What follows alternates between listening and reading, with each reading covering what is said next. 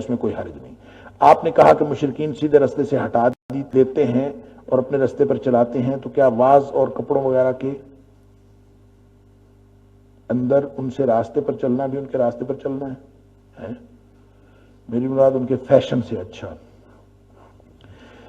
بات یہ ہے کہ اگر تو کوئی مشرکین کا سمبل ہو، ان کے شرک کا،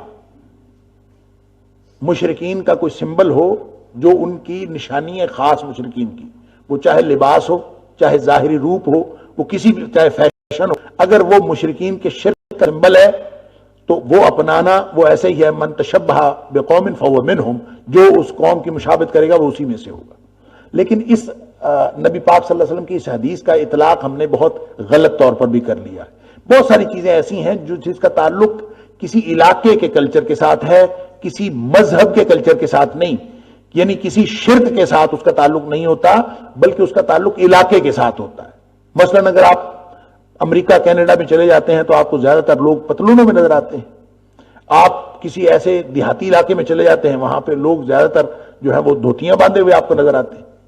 تو اب اس علاقے میں کوئی ہندو رہتا ہوگا وہ بھی دھوتی باندھتا ہوگا، اس علاقے میں کوئی سکھ رہتا ہوگا وہ بھی دھوتی باندھتا ہوگا، مسلمان رہتا ہے وہ بھی دھوتی باندھتا ہے، تو دھوتی کو آپ کسی مسلمان کا یا کسی سکھ کا یا کسی ہندو کا لباس قرار نہیں دے سکتے۔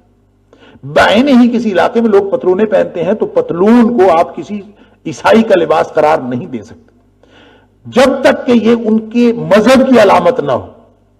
اگر کوئی چیز ان کے مذہب کی علامت ہو اور شرک کی علامت بن جائے، وہ ہندوؤں کی ہوگی تو بھی حرام ہے، وہ عیسائیوں کی ہوگی تو بھی حرام ہے، وہ کسی کے ساتھ بھی ہوگی، پھر من تشبہ بقوم فہو منہم ہوگا۔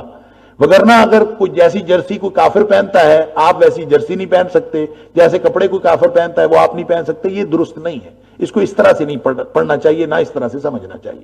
البتہ جو ان کے شرک کی علامت ہے، ان کے مذہب کو ریپریزنٹ کر رہی ہے، کسی شرک کو اس کا اظہار کر رہی ہے، وہ چیز اور اس کے ساتھ منسلک ہو جائے، وہ لباس بھی، اگر کوئی لباس کسی کوئی مشرکانہ لباس کسی خاص شرکیہ حرکت کے ساتھ وابستہ ہے تو پھر آپ نے وہ نہیں، پھر آپ نے اس کی مشابہت اختیار نہیں کرنی۔ تو اس کا بس بیس لائن یہی ہے کہ مذہبی اعتبار سے اگر کوئی کسی دوسرے مذہب کے ساتھ یا ان کی مذہبی بیک گراؤنڈ کے ساتھ منسلک ہوگا تو اس کے ساتھ منسلک نہیں ہونا۔ البتہ باقی چیزوں میں کوئی ضرورت نہیں ہے اس میں، جو گاڑی کافر چلاتا ہے ہم نے نہیں چلانی، یہ کیا بات ہے؟